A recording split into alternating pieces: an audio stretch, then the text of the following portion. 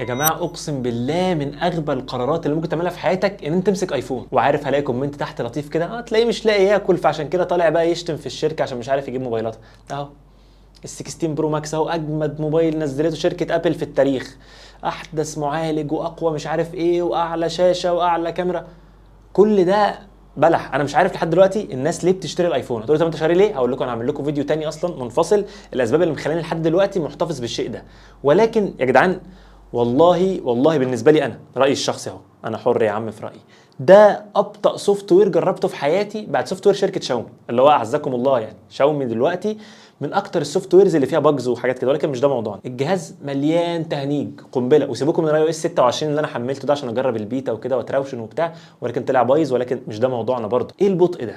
الشاشه المفروض 120 هرتز وفيها مش عارف ايه بروموشن وكلام كده كتير.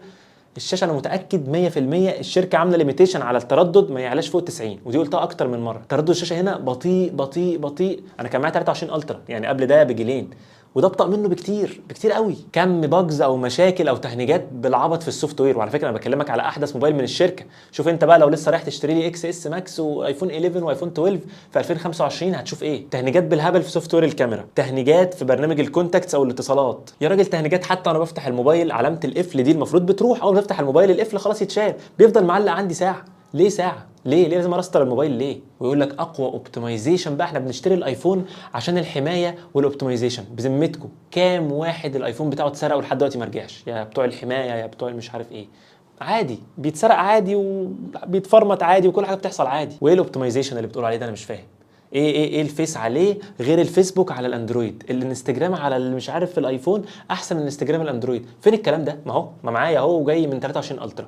مشكلتي انا بقى ببسط لكم الموضوع ده ايه والخلاصه. ناس كتير جدا تبقى شايله موبايل ب 5000 جنيه وب 10000 جنيه، وطبعا ربنا يرزق الجميع، يوم طالع من ال 10000 جنيه دول يوم شاري ايفون ب 30000 ويقول لك بص بقى الاوبتمايزيشن.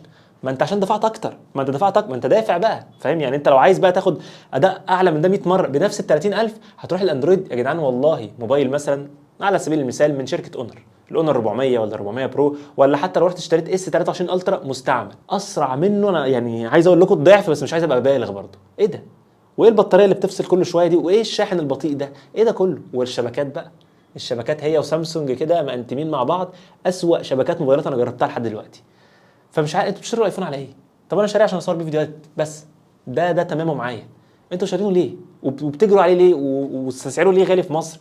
وليه كل ده؟ ليه كل الهيصه اللي على الايفون دي؟ حد بس يقنعني في الكومنتات، يعني اقنعوني، وان شاء الله اعمل فيديو تاني ارد على الكومنتات دي كلها. حاسس ان انا اتنرفزت كفايه كده، هقفل لكم الفيديو بالايفون.